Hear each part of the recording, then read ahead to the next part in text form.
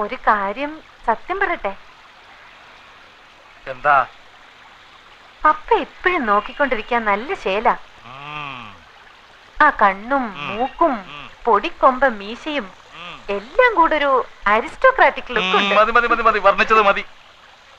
എന്തോ കാര്യം സാധിക്കാനുണ്ടെന്ന് തോന്നുന്നു. എന്താ അത്, പറഞ്ഞോ. ഏയ് അങ്ങനെയൊന്നുമില്ല. പിന്നെ പിന്നെ കാര്യം പറഞ്ഞ കളിയാക്കരുത്. അപ്പൊ എന്തോ കുഴപ്പം പിടിച്ച കാര്യമാണല്ലോ. ആ എന്തായാലും പറഞ്ഞു പറഞ്ഞു. പിന്നെ എനിക്ക് നിനക്ക് പപ്പ വേണോ ഇത് അച്ഛനോട് പറയാൻ? നീ കാര്യം പറടാ കുട്ടാ. എനിക്ക് ഒരാളെ ഇഷ്ടാ. എന്നെ ആയിരിക്കും. അല്ല. എന്താ, എന്നെ എനിക്ക് ഇഷ്ടല്ലേ? ഇത് ആ ഇഷ്ടമല്ല, ഇത് വേറൊരു ഇഷ്ട. നിന്റെ ഇഷ്ടത്തിന്റെ ടൈപ്പൊക്കെ എനിക്ക് മനസ്സിലായി. കിടന്ന് തത്വവും വിത്തവും പറയാതെ നീ കാര്യം പറ. ഏത് വീരശൂര പരാക്രമിയാ എന്റെ കുട്ടന്റെ മനസ്സിൽ ചാടിക്കയറിയത്? പറയട്ടെ.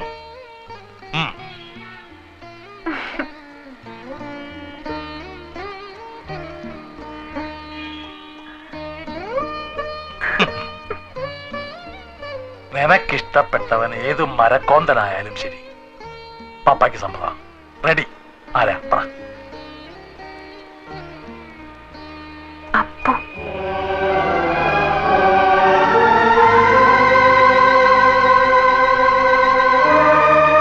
ഇതെങ്ങനെയാ പറയാന്നൊരു കൺഫ്യൂഷനിലായിരുന്നു ഞാൻ. അപ്പുവിനിഷ്ടാണോ നിന്നെ? ചന്ദ്രയ്ക്ക് സുഖായിട്ട് പപ്പയുടെ മനസ്സൊന്ന് തണുത്തിട്ട് വേണം പറയാനെന്ന് വിചാരിച്ചിരിക്കുകയായിരുന്നു.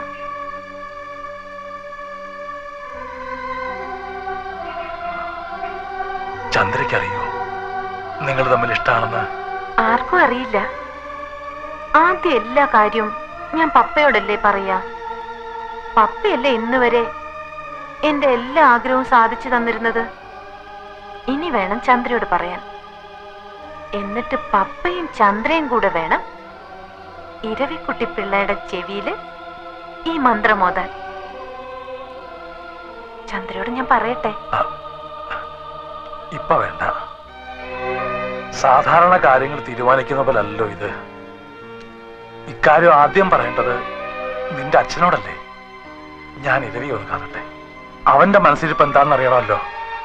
എന്നിട്ട് മതി വേറെ ആരോടെങ്കിലും പറയുന്നത്.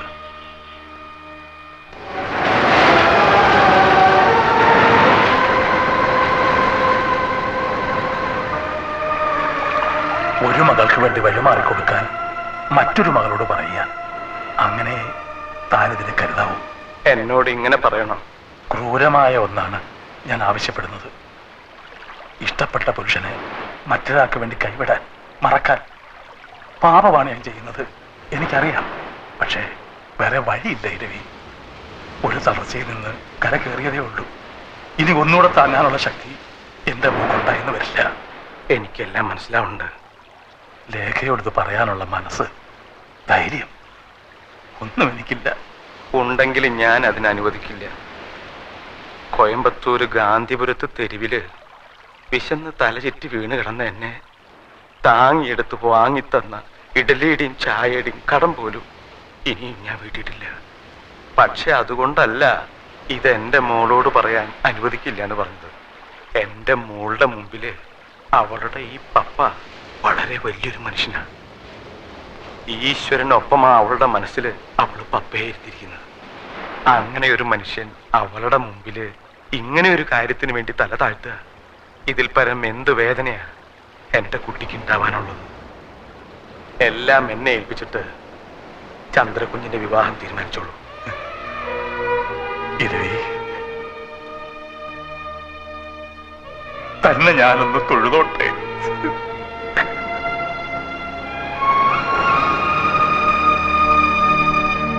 എനിക്ക് എന്റേതെന്ന് പറയാൻ നീ മാത്രമേ ഉള്ളൂ. ഒരു കളിവാക്ക് പോലും പറഞ്ഞ് നിന്നെ ഞാൻ ഇതുവരെ നോവിച്ചിട്ടില്ല. പക്ഷേ ഇപ്പൊ എനിക്കിത് പറഞ്ഞേ തീരൂ. മോളെല്ലാം മറക്കണം.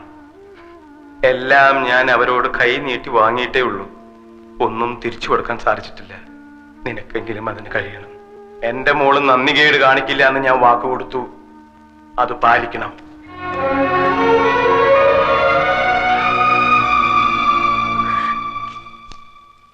എന്തായത്? പറയാൻ കഴിയില്ലെങ്കിലൊന്ന് ഭയന്നാ എഴുതാനിരുന്നത്. കുറെ എഴുതി ചുരുട്ടിക്കൂട്ടി കീറിക്കളഞ്ഞു. ഒരിക്കലേറ്റ മുറിവിന്റെ പാടുകൾ മാഞ്ഞതേയുള്ളൂ. വീണ്ടും അത് സംഭവിക്കുമോ എന്ന ആവശ്യമില്ലാത്തൊരു ഭയം എൻ്റെ മനസ്സിലുണ്ട്. അതുകൊണ്ടാ എത്രയൊക്കെ നീണ്ടൊരു മുഖവുര. അപ്പോൾ ആശുപത്രിയിൽ വെച്ച് എന്നോട് ചോദിച്ചില്ലേ എന്താ എനിക്ക് വേണ്ടി ചെയ്യേണ്ടതെന്ന്? ഉത്തരം ഞാനിപ്പോൾ പറയാം. എന്നെ ഒന്ന് മനസ്സിലാക്കാൻ ശ്രമിച്ചാൽ മാത്രം മതി. ഒരേ ഒരു വാക്കേ കത്തിലുള്ളൂ. ഇനി അത് തുറന്നു നോക്കണ്ട. എനിക്കിഷ്ടമാണ് അപ്പുനെ.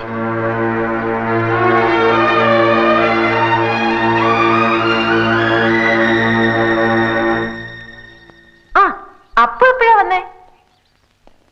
എനിക്കൊരു കാര്യം പറയാനുണ്ട്. എനിക്കറിയാം, ഞങ്ങൾക്കൊക്കെ അറിയാം, അല്ലേ ചേട്ടാ? അപ്പോ അളിയനും പെങ്ങളും ഞങ്ങളും എല്ലാം കൂടി കാര്യങ്ങളെല്ലാം നീക്കി തുടങ്ങി. അമ്മാവൻ അപ്പുന്റെ അച്ഛന് കത്തെഴുതിയിട്ടുണ്ട്. എന്നോടൊന്നും പറഞ്ഞില്ല. ഇനി എന്തിനാ പറയുന്നത്?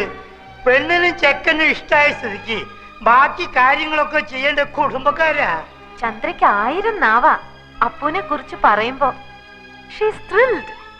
അപ്പുക്കുട്ട തൊപ്പിക്കാരായി എപ്പ കല്യാണം? മകരമാസത്തിൽ വേലി കെട്ടിയിട്ട് അപ്പ കല്യാണം. അയ്യേ തന്റെ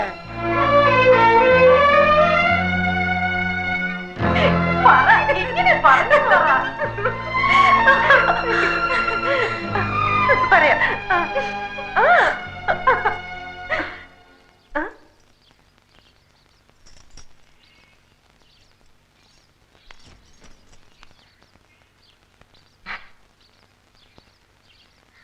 പേടിക്കണ്ട പപ്പ, ഞാനൊന്നും പറഞ്ഞില്ല. നന്ദികേട് കാണിക്കില്ല.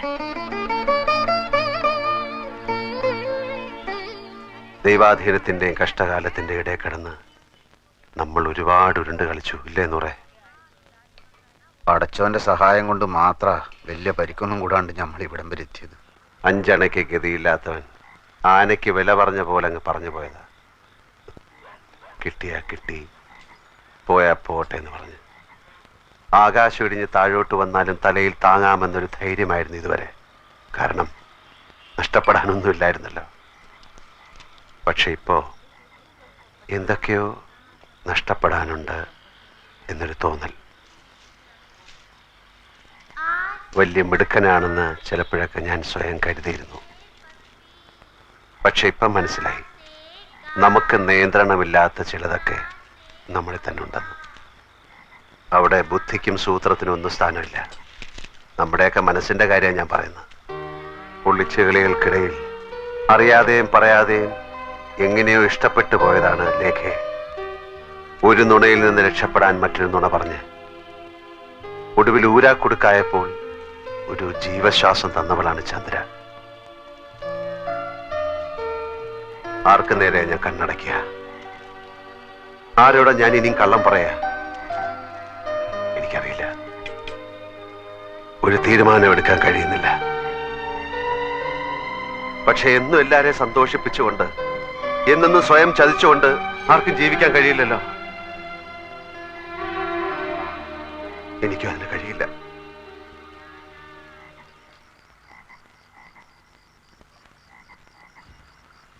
പപ്പ, ഞാൻ പോവാ. എങ്ങോട്ട്? ഇംഗ്ലണ്ടിലേക്ക്. ഇനി 6 മാസം കൂടെ കഴിഞ്ഞാൽ അടുത്ത കോഴ്സ് തുടങ്ങും. നേരത്തെ പോയാൽ ആ നാടും അവിടുത്തെ സമ്പ്രദായമൊക്കെ ആയിട്ട് ഒന്ന് പഴകാനും പറ്റുമല്ലോ. പപ്പ എന്നെ പോവാൻ അനുവദിക്കണം. എന്നെ അനുഗ്രഹിക്കണം. നിന്നെ അനുഗ്രഹിക്കാനുള്ള അർഹത ഈ പപ്പായ്ക്കുണ്ടാ മോളെ. എൻ്റെ അച്ഛനേക്കാൾ ശാസിക്കാനും ശിക്ഷിക്കാനും അനുഗ്രഹിക്കാനും ഒക്കെ അർഹതയും അവകാശമുള്ളത് എൻ്റെ പപ്പയ്ക്കല്ലേ?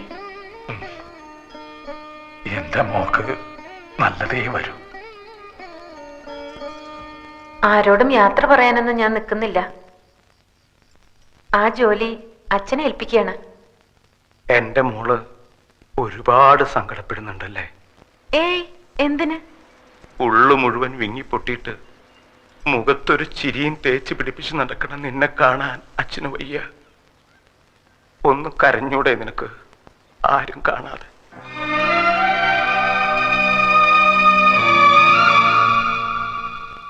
അപ്പൂന്റെ അച്ഛനുമായി അനിയമുന്ന് സംസാരിച്ചു. നിശ്ചയം നടത്തിക്കൊള്ളാനാ പറഞ്ഞത്. പെങ്ങളും അളിയനും ബന്ധുക്കളായിട്ട് ഇവിടെ ഉണ്ടല്ലോ. വിവാഹം മാത്രം നാട്ടിൽ വെച്ച് മതി എന്ന് പറഞ്ഞു. മറ്റന്നാൾ കാലത്ത് 9 മണിക്കാണ് സമയം കുറിച്ച് തന്നിരിക്കുന്നത്. ഇതാ എനിക്കിഷ്ടായത്. ചന്ദ്രയ്ക്ക് നന്നായി ചേരും. ഇതാ കുറെ കൂടി നല്ലത്. ചന്ദ്ര ഏത് സാരി കൊടുക്കുന്നേ? ഞാനല്ല അതൊന്നും തീരുമാനിക്കുന്നത്, ലേഖയാണ്. അവള് തീരുമാനിക്കണം ഞാൻ എന്തണിയണം, എന്ത് ഉടുക്കണമെന്ന്. അവളോട് ചോദിക്കട്ടെ. ഇവളെവിടെ?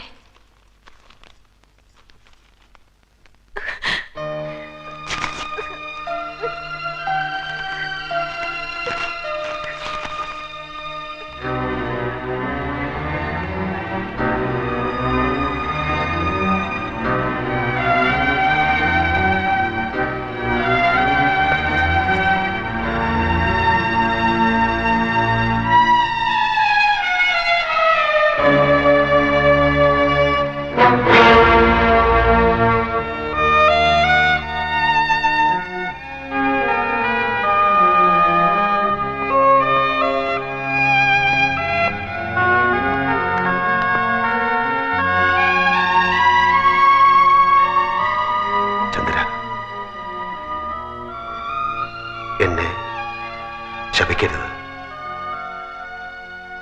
എനിക്ക് വേണ്ട, മതി. ഞാൻ അങ്ങോട്ട് വരികയായിരുന്നു.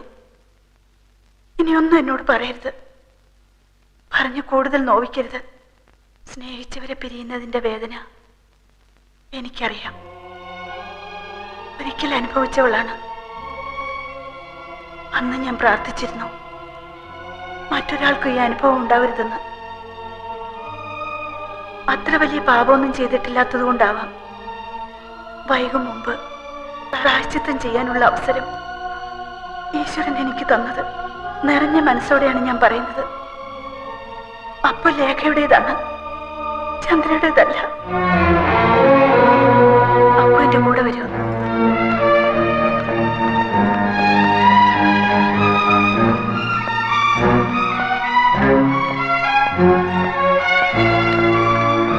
ലേഖ എവിടെ? അവള് പോയി. എവിടേക്ക്? അതൊന്നും എന്നോട് ചോദിക്കരുത്, ഞാൻ പറയില്ല. യാത്ര ചോദിക്കാനുള്ള ധൈര്യം ഇല്ലാതിരുന്നുകൊണ്ട് എല്ലാവർക്കും ഇങ്ങനെ ഓരോ കുറിപ്പ് എന്നെ ഏൽപ്പിച്ചിട്ട് അവള് പോയി.